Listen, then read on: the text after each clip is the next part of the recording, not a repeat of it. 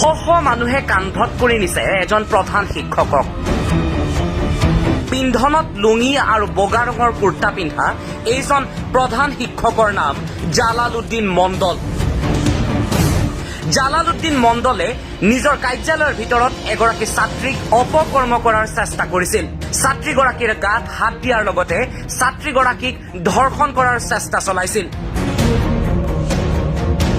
ধুবুৰী জিলাৰ হাটচিয়া JK হাই মাদ্ৰাছাৰ প্ৰধান শিক্ষক জালাল উদ্দিন মণ্ডলক তাৰ পিছত হাতে লুটে ধৰা পেলাই ৰাইজে আৰু তাৰ পিছতেই গণপ্ৰহাৰত এনেদৰে আহত হয় এইজন প্ৰধান শিক্ষক।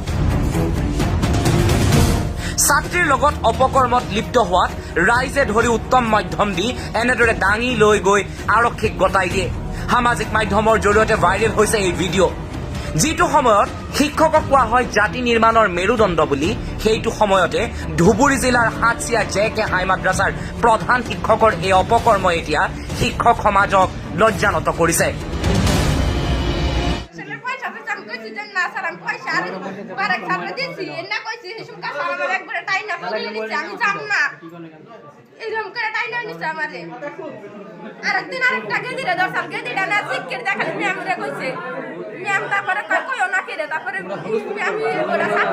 আমরা সবাই শুনছি, আমি একলা না, তারপরে আবার কইছি, তারপরে ওরা কয় যে তুমি একলাই যাও, পরে আমি একলাই আইছি।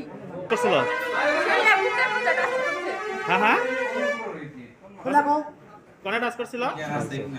শুনলে বুকের মধ্যে